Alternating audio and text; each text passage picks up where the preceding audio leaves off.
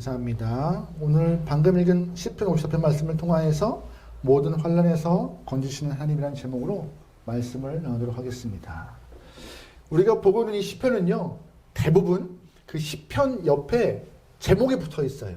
일명 표제라고 하는데요. 그 제목에는 저자가 붙어 있고 시의 이렇게 배경 아니면 좀 더 긴 표제는 역사적인 상황도 풀이되고 있습니다. 오늘 본문의 54편도 역시 표제가 있어요. 근데 표제가 상당히 길어요. 제목이. 같이 제목을 읽어볼까요? 시작. 다윗의 마스길, 인자를 따라 현하게 맞춘 노래. 10사람이 사울에게 이르러 말하기를 다윗이 우리가 있는 곳에 숨지 아니하니까 하던 때. 아멘.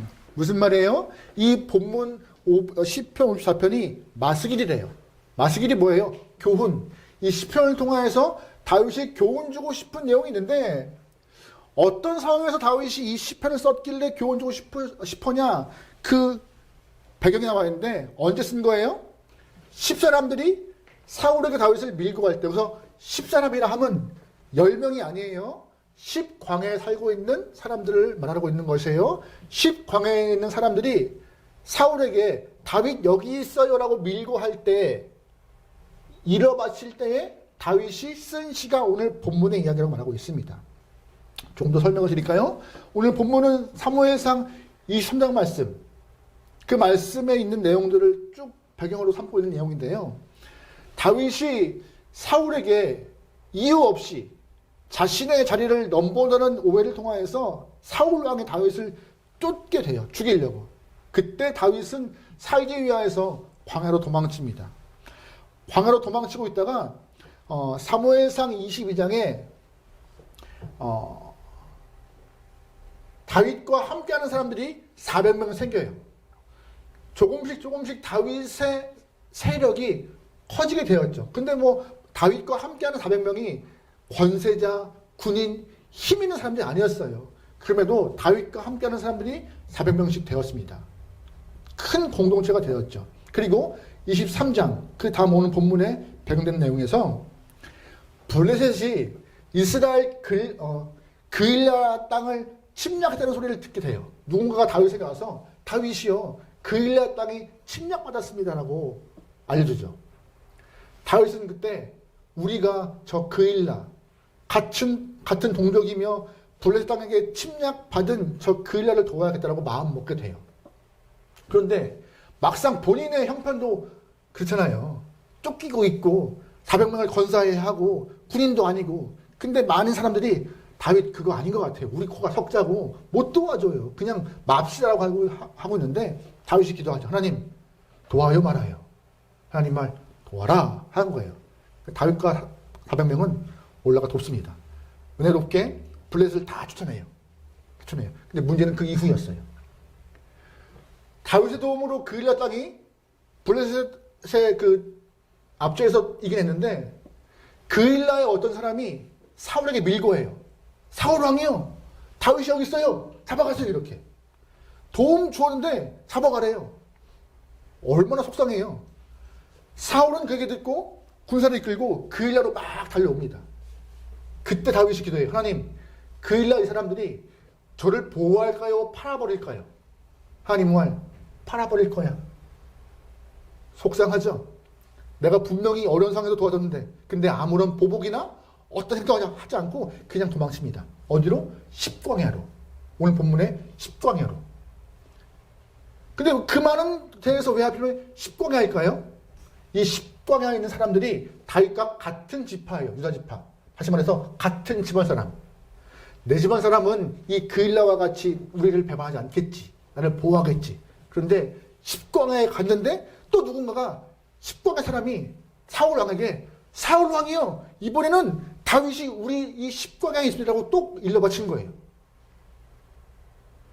막 열이 뻗치겠죠. 내가 분명히 가문이라 믿고 왔는데 뒤통수 맞은 꼴이 된 거예요. 그래서 이 오늘 본문 시편 54편의 이야기가 별명이 있어요. 배신의 시라고. 자꾸 배신당하고. 다윗이 그렇게 잘못을 했던 것이 아닌데 도와주고 믿고 마음을 주어서 옮긴 것인데 오히려 배신당하면서 밀고 당하는 그런 상황들. 더 이상 도망갈 데가 없는 상황에서 다윗이 본문에 있는 이 시를 쓴 거예요. 위급한 상황에서. 얼마나 위급했는지 오늘 3절 말씀 보면 지금 나와 있는데 3절 말씀 읽어보겠습니다. 같이 읽어요. 시작. 낯선 자들이 일어나 포악한 자들이 나의 생명을 수색하며 하나님을 자기 앞에 두지. 잘 보시면 다윗이 자기의 목숨을 노리는 사람을 3절에서 두 가지로 표현해요. 어떤데요? 낯선 자, 또 하나 포악한 자. 낯선 자가 누구일까요? 나와 별로 친분이 없지만 나를 밀고 한 자, 즉 그일라 사람, 십방의 사람들. 나를 이방인 대하듯 그렇게 사울 왕에게 팔아버린 그 그일라와 십방의 사람들을 낯선 자라라고 막 표현하고 있어요. 또 하나 포악한 자는 누구예요? 포악한 자. 이유 없이 자기를 쫓아오는 죽이려 하는 사울과 그의 일당들을 포악한 자라고 말하고 있어요. 나는 지금 하나님 낯선 자와 포악한 자에게 둘러싸여서 도망갈 길이 없어요. 근데 다윗은 또 한 번 설명해요. 낯선 자와 포악한 자가 어떠한 모습이다? 3절 후반부에 하나님을 자기 앞에 두지 아니한 자. 이 말을 조금 찾아볼까요? 하나님을 내 앞에 둔 자였대요. 원래 입으로 고백하고 신앙도 있고 주님을 찾는 자가 정말 삶의 모습에서는 하나님이 없는 것과 같이 그렇게 막 살고 있는 자라고. 하나님을 부르지만 하나님을 부르지 않는 것처럼 행동하는 저들이 낯설고 포악한데 저들이 나를 애워싸고 있어요. 하나님 어떻게 하라고 말하고 있는 것이 오늘 시편의 이야기예요. 오늘 본문에서 포악한 자라고 표현하고 있는 이 사울왕 여러분 잘 아시죠? 사울왕은 하나님이 이스라엘에게 하나님의 뜻으로 이스라엘을 첫 번째 세운 왕이었어요. 임금이었어요. 근데 그 임금이 하나님의 말씀을 안 들어요. 아말렉을 다 진멸했는데 진멸하지 않아요. 그리고 거짓말해요. 그래서 하나님이 속상하여서 내가 너 왕된 거 왕시켜준 걸 후회해. 그 얘기를 사무엘 통하여 전파했죠. 그러면서 내가 왕된 거 후회해. 그리고 다음 왕을 세울 거라고 선포하셨습니다.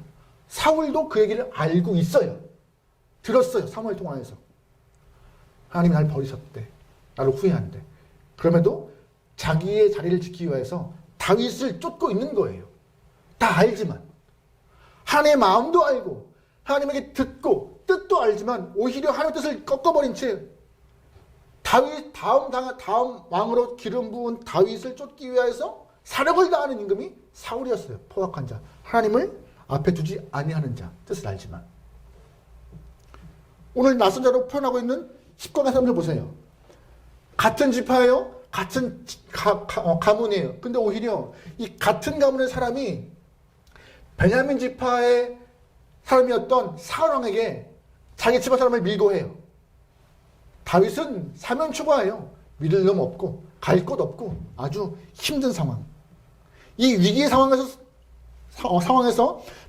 다윗 임금이 오늘 본문에 어떠한 모습을 보이고 있는지, 어떠한 모습을 통하여서 위기를 극복하려 하는지 우리가 좀 잘 봐야 할 것입니다. 첫 번째, 다윗이 보인 행동이 뭐예요? 하나님을 찾고 그에게 간구한 거예요.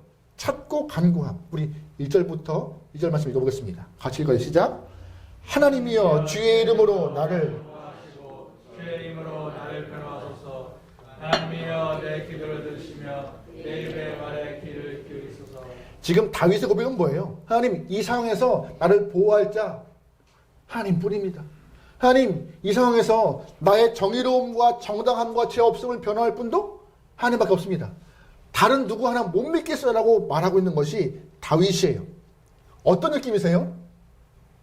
하나님 돕든 말든 그냥 알아서 해주세요 이게 아니라 주님밖에 답이 없다고 애절하고 간절하게 기도하고 있는 모습이잖아요. 또한 4절 말씀에 이런 표현이 있어요. 하나님은 나를 돕는 자이시며 주께서는 내 생명을 붙드시는 주시니 이시리로다. 무슨 말이에요? 하나님은 나를 지키시고 도우시고 생명을 붙드시는 분이래요. 근데 이 한글 성경에서 여기서 좀 안타깝고 아쉬운 번역이 있어요. 무슨 말이냐? 히브리 성경을 보면은요, 빠진 단어가 있어요. 빠진 단어, 맨 앞에. 히브리 말로 힘내라는 말이에요. 힘내라는 말. 저 앞에. 하나님 앞에. 무슨 말이냐? 힘내라는 말은 보라. 여기에라는 뜻이에요. 1절부터 2절까지 간절한 마음으로 기도하고 간구하고 주님밖에 없다고 애절하게 이렇게 표현하고 있는데 4절 말씀에서 힘내가 딱 붙어버리므로 봐라, 나에게는 하나님이 있다, 하나님 여기 계시다 라고는 당당한 모습으로 바뀌어버려요. 다윗의 이 뉘앙스가, 기도가 그냥 애절하게 기도하는 것이 아니라 하나님을 향한 당당한 믿음, 간절한 믿음, 강한 믿음으로 봐라, 세상이 뭐라 하든 나는 하나님밖에 없고, 세상이 뭐라 하든 나를 지킬 자 주님밖에 없고, 세상이 뭐라 하든 나를 보호할 자 주님밖에 없으니 나는 그에게 간구한다라고 말하고 있는 것이에요. 이 4절에 힘내가 빠져버리면 그냥 애절한 모습으로 기도하고 간절히 기도하는 것 같지만 아니요, 애절과 간절함을 넘어서 당당한 거예요. 여러분 그런 믿음 있으세요? 당당하게 어떤 모습이든 나는 주님이 다 해결하실 거라는 믿음. 그 믿음 때문에 다윗은 오늘 본문에서 아주 강한 고백을 하고 있는 것입니다. 5절 말씀 같이 보겠습니다. 5절입니다. 시작. 주께서는 내 원수에게 주의 성실, 그들을 멸하소서. 무슨 말이에요? 5절 말씀.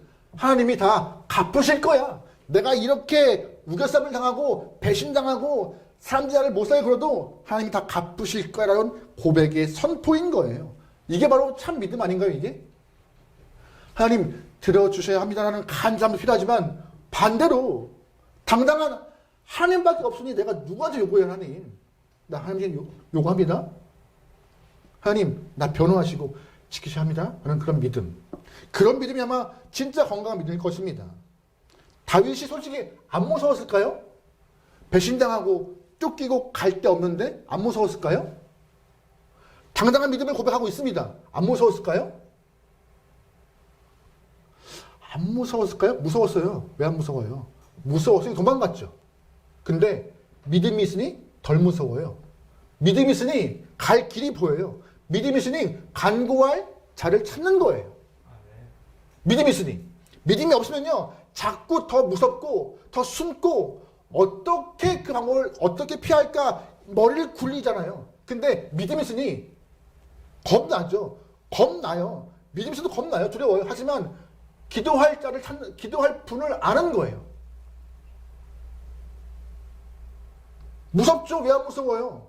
무섭지만 강한 믿음과 확실한 믿음이 있으니 기도를 통해서 해결할 수 있는 마음이 생기는 거예요. 여러분은 겁 안 나세요? 겁나요. 저도 무서울 때 많아요. 근데 우리가 무서워서 피할 수 없지만 기도할 수 있는 힘은 있어요. 오늘 다윗이 그거예요. 강한 믿음, 굳건한 믿음, 흔들리지 않는 믿음. 근데 우리는 어떻게 돼요? 무서우면 숨고 꼬리를 감추고 아예 머리를 납작 엎드려서 세상 앞에 조아립니다. 어떻게 하면 방법을 좀 찾아볼까? 세상적인 이 방법을 찾아가네요. 다윗은 반대였어요. 우리와는. 강한 믿음 때문에 주 앞에 기도하는 모습. 기도하는 모습. 언젠가 한번 제가 드린 말씀인 것 같은데 이제 나이가 먹다 보니 놀이기구를 못 타요. 한때는 바이킹도 맨 뒤에서 다리를 들면서 우와 하고 탔던 건데 이제는 바이킹은 고사하고 이렇게 애들 타는 유아용 빙글빙글 도는 거 타라도 얼굴이 하얘져요. 저는 이제 어지러워요. 언젠가는 경민이를 데리고 어린이대원 갔는데 딱 한 번 같이 타보고 막 속이 울렁거려서 아빠 안 되겠다. 아빠는 이제 다 했다 할 일. 근데 계속 경민이는 한 7번 타나 더 이상 그 이후에 잘 때 코피를 내더라고요. 하도 타가지고. 그 정도예요. 그 정도예요. 놀이기구는 타면 탈수록 겁이 사라져요. 없어요. 근데 우리가 삶으로 경험하는 이 삶의 문제는 계속 부딪혀도 익숙해지지 않아요. 답이 없는 것 같아요. 같은 일을 또 당해도 또 소송하고 또 가슴 아파하고 또 힘들어하고 단순히 놀이기구와는 비교할 수가 없어요. 그래서 말씀하세요. 오늘 본문에서 다윗과 같이 간절히 강한 믿음 갖고 기도하라고. 다윗도 무서웠고 겁났고 포위당하여 쫄렸지만 배신당하여 속상했지만 우리와 큰 차이는 뭐예요? 하나님이 계시다. 나는 그분이 있다. 봐라, 나한테 하나님 있다. 나 그래서 기도한다. 이렇게. 여러분 하나님 계십니까? 여러분은 지금 어디로 가시나요? 예수 믿으시기 소망합니다. 믿음이 다윗과 같이 기도로 표현되기 소망해요. 두 번째, 다윗은 이 위기 상황에서 어떤 모습 보여요? 어떤 모습 보여요? 우리와는 정반대의 모습을 보입니다. 낙헌제로 주 앞에 감사 예배를 드려요. 낙헌제요. 다윗 상황에 변화가 있습니까? 변화가 없어요. 똑같이 배신당하고 계속 포위당하고 계속 쫓겨요. 근데 낙헌제로 아예 즐거움과 감상을 표현하고 있습니다. 6절 말씀 읽어볼게요. 6절입니다. 시작. 내가 낙헌제로 주께 제사 여호와여 주의 이름에 감사하리 주의 이름이 선하심이니이다. 아멘. 질문 드려볼게요. 낙헌제가 뭐예요? 낙헌제.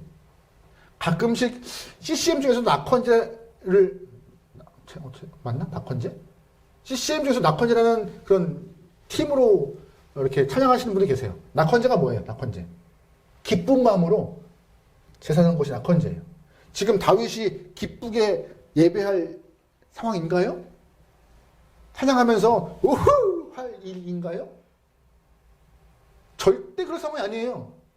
그런데 강한 믿음과 변치 않은 그 마음 때문에 자기는 기쁨으로 주 앞에 나간대요. 미리 감사할 수 있대요. 미리 감사. 이게 진짜 믿음 같아요.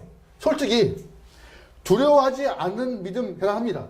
근데 태생이 겁이 없으면요 두려워하지 않을 수 있어요. 여러분 혹시 아파트 고층 올라가면은 가슴 벌렁거리세요? 저는 벌렁거려요. 오, 너무 무섭더라고요. 태생이 그래요. 그 엘리베이터 타면은 여기 창문으로 뚫린 데가 있어요. 이렇게 쭉 올라가는데 저는 거기 안 씁니다. 아이들한테 뭐 말 안 했지만 옆벽으로서 이렇게 저는 벌렁거려서 싫어요. 근데 애들은 상관없는 것 같아요. 태생이 겁이 좀 많은 것 같아요. 태생이. 그러면 태생이 겁이 없는 사람은 두려움이 없기 때문에 강한 믿음 갖고 있나요? 그렇게 말을 못하는 거예요. 나는 원래 겁이 없어 하는 사람은 믿음이 강하다 이게 아니라 똑같이 어려움 있는 사람이지만 진짜 믿음은 뭐예요? 그 상황에서도 내가 꺾이지 않고 믿음 안에서 기뻐할 수 있고 미리 감사할 수 있는 마음 이게 진짜 믿음이라고 본문은 말하고 있는 것이에요. 단연코 두려움을 넘어서 감사하는 마음이 두려움을 넘어서 내가 주 앞에 기쁨으로 예배할 수 있는 마음이 그게 진짜 믿음이라고 낙헌제의 모습으로 예배하는 다윗의 모습을 우리가 보고 알아야 하는 것이에요. 근데 우리는 어떻게 돼요? 어이구 아차 힘들면 예배 안 나와요. 어려우면 제일 먼저 끊는 게 예배예요. 목사님 여행 갔다 올게요. 아 여행을 왜 가? 갔다 와. 주일날 예배 드리고 가. 아니에요 목사님. 제가 혼자 좀 가서 갔다 올게요. 언제 가는데? 토요일 주일 갔다 올 거예요. 그럼 예배는 혼자 예배 드릴게요. 되나요 그게? 잘 안 되지. 힘들면 제일 먼저 예배 끊는데 다윗은 힘들 때 제일 먼저 감사함으로 예배를 드려요. 이게 진짜 믿음이라고 말하고 있는 것이죠. 어느 글에서 보았던 이야기인데요. 침례기 목사이며 이스턴 대학교 사회학 교수였던 토니 캄폴라라는 목사님이 계신데 그 토니 목사님께서 친구의 집에 방문했는데 그 친구 목사가 자기의 딸을 이렇게 자랑하는 좀 우화 같은 이야기를 해주셨다고 해요. 그 친구 딸이 4살이었대요. 근데 어느 날 밤중에 막 이렇게 번개가 치고 막 우르릉거리고 있는데 그 친구였던 딸이 혼자 2층에 있는 상황에서 소리를 막 지르고 있더래요. 번개가 치면 어떡하겠어요. 무서워서. 그러니까 친구가 토니 목사님 친구가 혹시나 걱정스러운 마음에 막 2층으로 뛰어가 보니까는 그 4살짜리 어린아이가 창문 향하여서 손을 번쩍 들고 하나님 멋지게 찍어주세요 라고 하고 있대요. 무슨 말인지 알아요? 멋지게 찍어주세요. 천둥 번개 치고 번쩍 하는데 이게 후레쉬인 줄 알고 있는 거야. 후레쉬.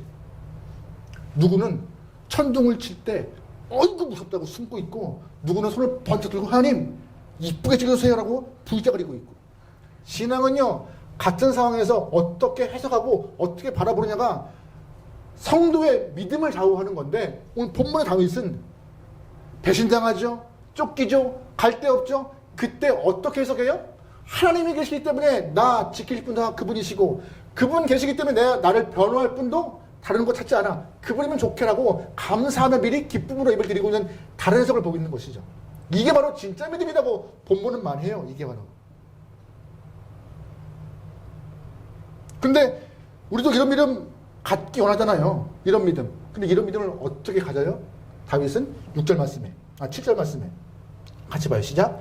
참으로 주께서는 모든 환난에서 나를 건지시고 내 원수가 보응받는 것을 내 눈이 똑똑히 보게 하셨나이다. 7절 말씀에 답이 있어요. 뭔지 아세요? 일부러 표시 안 해놨는데 색깔별로. 답. 다윗이 이렇게 좀 다른 데서 강한 믿음으로 본인의 신앙을 기쁨으로 표현할 수 있는 그 이유, 답이 뭘까요? 7절 말씀에 맨 끝에 보게 하셨다, 보았다라는 거예요. 나 알아, 나 보았어, 나는 경험했기 때문에 그 하나님이 나의 삶의 구원자이며 나를 변호할 분이면 나는 알아.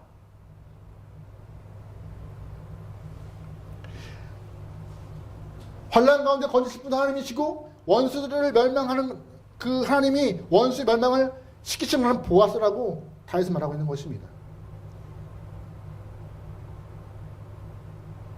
이 모습이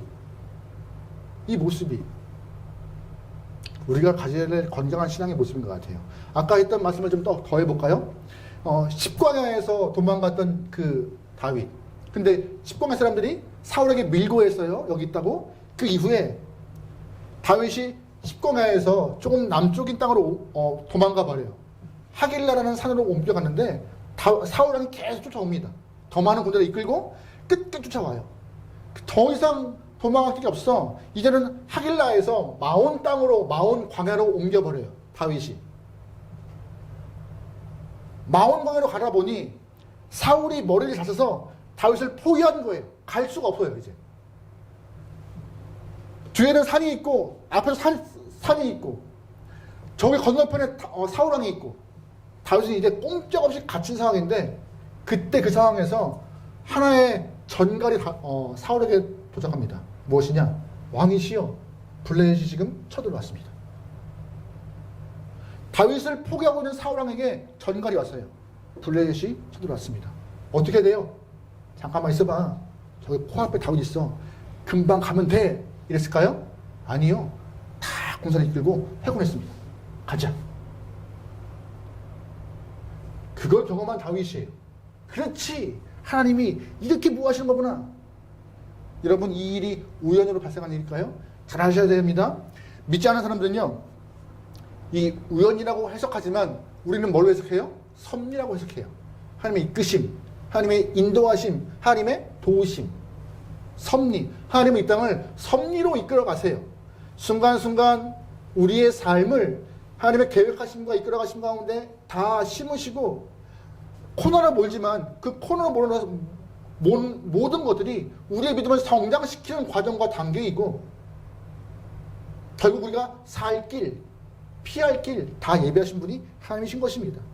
오늘 본문에서도 다윗은 배신당하고 쫓기고 몰렸지만 그 전갈 하나, 블레셋 쳐들어왔습니다는 전갈 하나, 그것이 그의 삶을, 인생을 싹 바꿔놓았고 나 보았어라고 한다는 이야기죠. 여러분, 그런 경험과 믿음의 고백이 소망합니다. 여러분의 삶, 우리의 삶, 모든 영혼의 삶은요, 우리가 어떤 사람들은 우연이라 하지만 하나님의 주관적 개입을 통하여서 우리 삶을 변화시키고 이끌어 가시는 것이에요. 그걸 경험한 다윗은 믿음으로 고백하죠. 나 보았다라고. 우리의 삶에 하나님의 주권적 개입이 꼭 있길 소망합니다. 어느 목사님의 페이스북에서 본 글인데요. 미국 네바다주에 있던 비트리스라는 도시의 웨스트사이드 침례교회에서 있던 일이라고 합니다. 그 교회에서는 매주 수요일 7시 반에 성가대 연습했어요. 매주 수요일 7시 반에. 여기는 수요배가 없나 봐요. 어쨌든 매주 수요일 7시 반에. 근데 태양대원이 항상 빠짐없이 예배를 준비하면서 수요일날 성가대 연습을 하는데 그날따라 모든 대원들이 다 하나같이 늦게 왔대요. 반주하는 자매는 저녁 먹고 잠깐 쉬었는데 졸다가 시간이 늦었고, 같이 찬양하는 고등학교 졸업반 학생은 급한 숙제가 있었기 때문에 조별 과외 때문에 못 왔고, 한 부분은 항상 교회 올 때 많은 대원들을 픽업하여서 7시 반에 왔는데 그때 마침 차가 고장나가지고 차에 있던 대원들과 함께 제 시간에 올 수 없던 상황이고, 지휘하는 영혼 또한 항상 멀려서 앞부랑 다 세팅하는데 그날따라 갑자기 집안에 일이 생겨서 못 왔고, 교회가 텅 빈 거예요. 7시 반에. 근데 1950년 3월 1일 그 7시 반 모두가 늦었을 그때 교회 지하실에 있는 가스관에서 가스가 새어서 교회가 폭발했대요. 한 명도 다침 없이 모두가 다, 만약에 그날도 모든 대원들이 다 교회 안에서 7시 반에 반주를 하고 찬양했다면 어떤 일이 발생했을까요? 송장 치르는 일이, 끔찍한 일이 발생하는 거죠. 정말 무서운 일이 발생하는 거죠. 우연일까요? 하나님의 개입하시고 섭리이십니다. 지키시는 거예요. 그런 지킴이 우리 삶에도 있어요. 항상 극적인 모습으로 하나님이 확 바꾼다고 생각하지 마시면 좋겠어요. 지금도 하나님 우리를 삶에서 개입하시면서 이끌어 가십니다. 거기에 순종하며 반응하는 우리가 되어야지만이 믿음 안에서 건강히 될 수 있는 것이에요. 마지막으로 하나 말씀드릴게요. 그렇다면 오늘 본문 시편 말씀은 다윗이 아까 말했던 것처럼 이 하나님의 그 일들을 다 경험하고 나서 경험한 이후에 오늘 본문을 썼을까요? 배신당하고 쫓기고 하나님의 그 블레셋의 전가를 받은 이후, 경험을 다 한 이후 오늘 본문을 썼을까요? 모든 경험을 다 한 다음에 나 보았어, 그래서 당당히 고백할 수 있는 것이고, 보았어, 그래서 기도할 수 있는 것이고, 보았어, 그래서 기쁨으로 제사할 수 있는 것이고, 여러분 그렇게 해석하십니까? 아니에요. 만약에 다윗이 모든 것들을 다 미리 경험한 이후 과거를 회상하는 마음으로 썼다면은 5절, 6절, 7절 말씀, 확신하고 즐겁고 감사함으로 예배하는 것 자연스럽지만 1절, 2절 말씀, 간구하고 기도하고 주밖에 없다는 그 애절한 기도가 안 맞아요. 그럼 무슨 말이에요? 이미 다윗은 이 일 있기 전부터 이 마음, 이 믿음이 장착되는 영혼이었던 것이에요. 무서웠지만, 쫄렸지만, 배신당하여서 가슴 아팠지만, 포위당하여서 숨 쉴 수 없는 상황이었지만 그 영혼은 어렸을 때부터 강한 믿음으로 무장하기 때문에 항상 이 마음, 주님밖에 없다는 그 마음이 있던 것이죠. 이 마음 때문에 고백한 거예요. 주님밖에 없다라고. 주님이 나를 보호하실 수밖에 없다고. 하나님이 허락하지 않으면 내 머리털 하나 향하게 할 수 없고 생명싸게 해서 보호하셔서 내 영혼을 이끌어 가신다고. 여러분 그런 마음 있으십니까? 그런 마음이 있어야 합니다. 우리 안에 강한 믿음이. 그래서 여러분은 믿기 위한 애씀보다 믿어지는 은혜가 있길 소망합니다. 차이가 좀 커요. 믿기 위해서 애쓰는 보다 오히려 하나님 나에게 말씀을 보고 매 주마다 예배를 드리는 과정 가운데 믿어지는 역사와 은혜가 있게 해달라고. 말씀이 그냥 옛날의 우화가 아니라 믿어지게 되고 믿음을 통하여서 창조의 사실을 내가 믿음으로 고백하고 예수의 십자가의 힘을 나와 상관의 힘을 내가 고백할 수 있는 그런 믿어지는 역사. 믿기 위하여서 자료를 찾고 공부하고 머리를 싸면서 더욱더 학식으로 지식으로 이해하는 것을 넘어 믿어지는 은혜. 그게 있으면요 다윗과 같은 뜨거운 강한 멋진 믿음을 가질 수 있는 것입니다.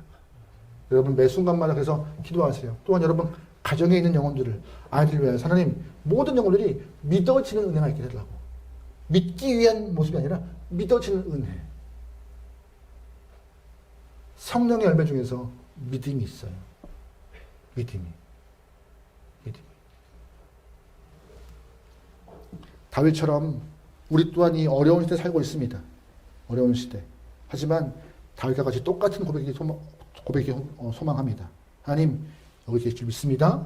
하나님, 나를 보호하실 줄 믿습니다. 그래서 나는 미리 감사하고 기쁨으로 예배합니다. 그 마음 갖고 매 순간 여러분 삶에서 승리하기를 주의 이름으로 축원합니다. 아멘.